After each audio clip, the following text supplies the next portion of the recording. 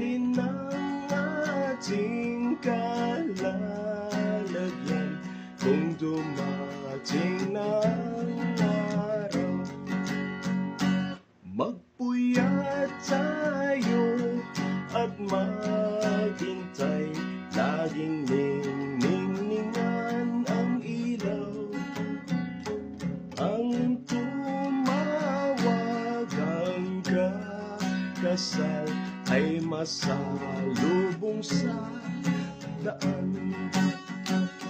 Ang trigo'y titipunin sa bahangan, ngunit ang ipa'y babayaran